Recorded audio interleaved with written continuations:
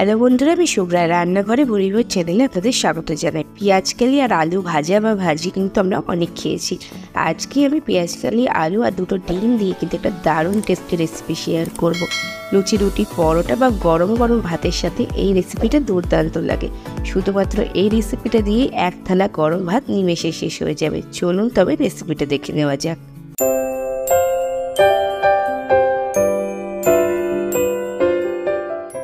এখানে আমি 250 গ্রাম পেঁয়াজকালি একটু লম্বা লম্বা করে কেটে নিয়েছি, একটা বড় সাইজের আলুও লম্বা করে কেটে নিয়েছি, আর নিচে দুটো ডিম।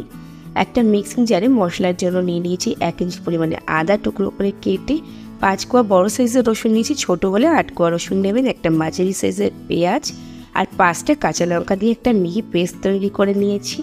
এরপর গ্যাসে 1 চা চামচ পরিমাণে সর্ষের তেল দিয়ে দিচ্ছি। আমি রান্নাটা সর্ষের তেলে করছি, আপনারা কিন্তু চাইলে রিফাইন তেলেও করতে পারেন। এরপর আলু আর পেঁয়াজকালিগুলো দিয়ে দেবো কড়াইতে, আর এগুলোকে প্রথমে একটু ভেজে নেব। দিয়ে দিলাম 1/3 চা চামচ পরিমাণে হলুদ আর 1/2 চা চামচ লবণ আর হলুদটা দিয়ে এটাকে ভেজে নেব।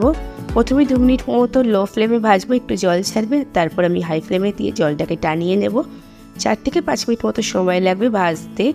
4 থেকে 5 মিনিট ভেজে নেওয়ার পর যখন পেঁয়াজকালি আর আলুগুলোর গায়ে সুন্দর একটা হালকা লাল লাল দাগ ধরবে, তখন এই ভাজাটা হয়ে যাবে আর তলা থেকে এরকম বেশ সুন্দর ড্রাই হয়ে আসবে। সে পর্যায়ে ভাজাটা হয়ে যাবে আর আমি আলু আর পেঁয়াজকালিগুলোকে তুলে নেব। এ পর্যায়ে কিন্তু পেঁয়াজকালিগুলো 50% বয়েলড হয়ে যাবে, আলুটাও বেশ কিছুটা সেদ্ধ হয়ে যাবে। এবার পেঁয়াজকালি আর আলুগুলো তুলে নিচ্ছি কড়াই থেকে, আর কড়াইটা ভালো করে একটু ধুয়ে নেব। ধুয়ে আবার গ্যাসে কড়াইটা বসিয়ে দিয়েছি, আর আবারও দিয়ে দিচ্ছি 1 চা চামচ পরিমাণে সর্ষের তেল। সর্ষের তেলটা দিয়ে তেলটা একটু গরম হলে দিয়ে দিলাম দুটো ডিম ফাটিয়ে। ডিম দুটো আমি ডাইরেক্ট দিচ্ছি, যেহেতু ভুজিয়া করে নেব বা ঝুরি করে নেব। ডিম দুটো দিয়ে সামান্য পরিমাণে একটু লবণ ছড়িয়ে দিচ্ছি, আর যেরকম করে ঝুরি ঝুরি করে ভাজে ঠিক সেরকম করে নেড়ে চেড়ে ডিম দুটোকে ভেজে নেব। লো টু মিডিয়াম ফ্লেমে দিয়ে ভাজতে হবে, হাই ফ্লেমে দিলে পুড়ে যেতে পারে। আর দেখুন ঝুরি ভাজাটা বেশ সুন্দরভাবে হয়ে গেছে। একটু বড় রেখেছি, খুব বেশি কুচি কুচি করিনি, খুব বেশি বড়ও রাখিনি, তো এরকমভাবেই ভাজতে হবে। আর বেশ সুন্দর করে ভাজাটা হয়ে গেলে আমি ডিমগুলো তুলে নিচ্ছি একটা পাত্রে। ডিমগুলো ভাজতে 2 থেকে 3 মিনিট মতো সময় লাগবে, আর 2 থেকে 3 মিনিট ভেজে নেওয়ার পর এগুলোকে আমি তুলে নিচ্ছি, তুলে একটা পাত্রে রেখে দিচ্ছি। আর এগুলো আমি রান্নায় পরে ইউজ করব। আর ওই কড়াইটা ধোয়ার প্রয়োজন নেই, আমি ওই কড়াইতেই বাকি রান্নাটা করব। তারপর আমি দিয়ে দিলাম 3 চা চামচ সর্ষের তেল, আর তেলটা ভালোভাবে গরম হয়ে গেলে তাতে ফোড়নে দিয়ে দিলাম 1/2 চা চামচ গোটা জিরে, একটা শুকনো লঙ্কা আর একটা তেজপাতা। ফোড়নটা 1 মিনিট মতো নেড়ে নেব, একটু সুন্দর গন্ধ বেরোনো পর্যন্ত। আর আমি লঙ্কাটা ফাটিয়ে দিইনি, গোটাই দিয়েছি। আর তারপর আমি দিয়ে দিলাম একটা বড় সাইজের পেঁয়াজ কুচি। পেঁয়াজটা আমি মিহি কুচি করে কেটে নিয়েছি, আর পেঁয়াজটাকে খুব ভালো করে ভেজে নেব। তো একটু নেড়ে চেড়ে নিচ্ছি সব কিছুর সাথে, আর তারপর দিয়ে দিচ্ছি সামান্য একটু পরিমাণে লবণ। এখানে 1/3 চা চামচ পরিমাণে লবণ অ্যাড করেছি, যেহেতু আমি পেঁয়াজকালিগুলো ভাজার সময় বেশ খানিকটা লবণ দিয়েছিলাম, তাই জন্য এখানে সেই বুঝিয়ে লবণটা দিতে হবে। আর তারপর 4 থেকে 5 মিনিট সময় ধরে পেঁয়াজটাকে বেশ সুন্দর লাল লাল করে ভেজে নিতে হবে। তো দেখুন পেঁয়াজটা বেশ সুন্দর লাল লাল করে ভেজে নেওয়া হয়ে গেছে। এরপর আমি মিক্সিতে তৈরি করে রাখা মশলার পেস্টটা দিয়ে দিচ্ছি, যেখানে আদা রসুন আর কাঁচা লঙ্কা ছিল, সেই পেস্টটা আর মিক্সির জারটা ধুয়ে 2 চা চামচ পরিমাণে জলও অ্যাড করে দিলাম।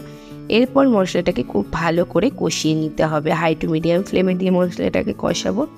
তো মশলা কষাতে কষাতে কিছু গুঁড়ো মশলা অ্যাড করে দিচ্ছি, আর এই সময় কিন্তু গ্যাসের ফ্লেমটা লোতে রেখেছি। 1/3 চা চামচ পরিমাণে হলুদ, 1/2 চা চামচ ধনে গুঁড়ো, 1/2 চা চামচ জিরে গুঁড়ো আর 1/2 চা চামচ লাল লঙ্কার গুঁড়ো অ্যাড করেছি। আর তারপর নেড়ে চেড়ে খুব ভালোভাবে মশলাগুলোকে কষিয়ে নেব, আর গ্যাসের ফ্লেমটা কিন্তু এই সময় একটু বাড়িয়েই দেবো। তো 2 মিনিট মতো মশলাগুলোকে কষিয়ে নিয়েছি, আর এরপর আমি অ্যাড করে দিচ্ছি একটা বড় সাইজের টমেটো, আমি পেস্ট করে রেখেছিলাম, সেই টমেটো পেস্টটি অ্যাড করে দিচ্ছি। টমেটো পেস্ট দিয়ে আবারও মশলাটাকে 3 থেকে 4 মিনিট কষিয়ে নেব, হাই টু মিডিয়াম ফ্লেমে দিয়ে মশলাটাকে কষাতে হবে। আর খুব বেশি পরিমাণে কষানোর এই সময় প্রয়োজন নেই, 3 থেকে 4 মিনিট টমেটোর কাঁচা গন্ধটা কেটে যাওয়া পর্যন্ত কষিয়ে নিলেই হবে।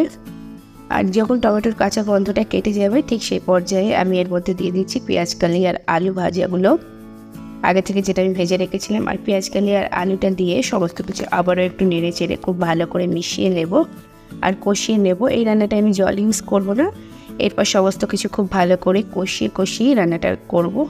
তো যেহেতু পেঁয়াজকালি আর আলু একটু কাঁচা আছে, তার জন্য একটু ঢাকা চাপা দিয়ে রান্না করে নেব। 5 মিনিট মতো ঢাকা চাপা দিয়ে রান্না করব। গ্যাসের ফ্লেমটা লোতে দিয়ে আর 5 মিনিট পর আবার ঢাকনাটা খুলে একটু নেড়ে চেড়ে দিয়ে আরও 5 মিনিট মতো ঢাকা চাপা দেবো। মোটামুটি 8 থেকে 10 মিনিট মতো ঢাকা চাপা দিয়ে রান্না করলেই পেঁয়াজকালি আর আলুটা খুব ভালোভাবে সেদ্ধ হয়ে যাবে। তো 5 মিনিট পর আমি ঢাকনা খুলে একটু নেড়ে চেড়ে দিয়েছি আর আবারও আমি ঢাকনাটা চাপা দিয়ে দেবো। আর ঢাকা চাপা দিয়ে রান্না করার সময় অবশ্যই গ্যাসের ফ্লেমটা লোতে রাখতে হবে। এরপর আমি ঢাকনা চাপা দিয়ে আরও 5 মিনিট রান্না করে নেব। আর 5 মিনিট পরে এবার ঢাকনাটা খুলে নিচ্ছি। এরপর দেখুন সমস্ত কিছু খুব ভালোভাবে সেদ্ধ হয়ে গেছে, আলুগুলো কিন্তু ভেঙে যাচ্ছে, দেখেই বোঝা যাচ্ছে খুব ভালোভাবে সেদ্ধ হয়ে গেছে। দেখুন দেখিয়ে দিলাম। আর এরপর গ্যাসের ফ্লেমটা হাই ফ্লেমে দিয়ে ভালো করে কষিয়ে শুকিয়ে নিতে হবে। আর কষিয়ে একদম শুকনো করে নিতে হবে। এই রান্নাটা কিন্তু একদম শুকনোই ভালো লাগে, এতে কিন্তু কোনো জল অ্যাড করা হবে না। আর এরকমভাবে শুকিয়ে যখন একদম গামাখা হয়ে যাবে আর কড়াই থেকে সমস্তটা উঠে আসবে, তেল ছেড়ে দেবে, খুব ভালোভাবে কষানোটা হয়ে যাবে। ঠিক সেইভাবে এটাকে রান্নাটা করতে হবে, যেরকম আমরা বাঁধাকপি করি একদম শুকনো করে, ঠিক সেরকম। এরপর আমি ডিমগুলো অ্যাড করে দিলাম। যখন খুব ভালোভাবে কষানোটা হয়ে যাবে সে পর্যায়ে ডিমটা অ্যাড করতে হবে। আর ডিমটা অ্যাড করে দেওয়ার পর খুব ভালোভাবে সমস্ত কিছু নেড়ে চেড়ে মিশিয়ে নিলেই রেসিপিটা তৈরি হয়ে যাবে। তো ডিমটা অ্যাড করে দেওয়ার পর আমি খুব ভালোভাবে সমস্ত কিছু ডিমের সাথে নেড়ে চেড়ে মিশিয়ে নিচ্ছি। আর আমার আজকে রান্নাটা হয়ে গেছে। ভীষণ ভালো খেতে হয়, গরম ভাতের সাথে এই রেসিপিটা কিন্তু দুর্দান্ত লাগে। তো নেড়ে চেড়ে মিশিয়ে নিয়ে এরপর আমি 10 মিনিট স্ট্যান্ডিং টাইম দেবো। তবে ঢাকাটা চাপা দেবো না, ঢাকাটা কিন্তু আমি ফাঁকা করে রাখবো যাতে জলটা আবার ওর মধ্যে না চলে যায়। এটা কিন্তু শুকনো হলে ভালো লাগবে, তো ঘেমে জল পড়লে কিন্তু রান্নাটার টেস্টটা কমে যাবে। এরপর আমি গরম সার্ভ করে দিচ্ছি। তাহলে বন্ধুরা আমার আজকের রেসিপিটা কেমন লাগলো অবশ্যই কমেন্টস করে জানাবেন। ভালো লাগলে লাইক এবং শেয়ার করুন। যদি আপনাদের পছন্দের কোনো রেসিপি দেখতে চান তাহলে অবশ্যই কমেন্টস করে জানাবেন। আমি চেষ্টা করব পরবর্তীতে সেই রেসিপির ভিডিও চ্যানেলে আপলোড করে দেওয়ার। আর যদি এখন আমার চ্যানেলকে সাবস্ক্রাইব না করে থাকেন তবে তাড়াতাড়ি সাবস্ক্রাইব করে পাশে থাকা বেল আইকনে ক্লিক করে দেবেন, তাকে পরবর্তীকালে চ্যানেলে যখন আবার নতুন কোনো রেসিপির ভিডিও আপলোড করবো সবার আগে আপনাদের ফোনে নোটিফিকেশন পৌঁছে যায়। আজকে এই পর্যন্তই, আবার আসবো অন্য কোনো দিন অন্য কোনো রেসিপি নিয়ে। ততক্ষণ ভালো থাকবেন, সুস্থ থাকবেন।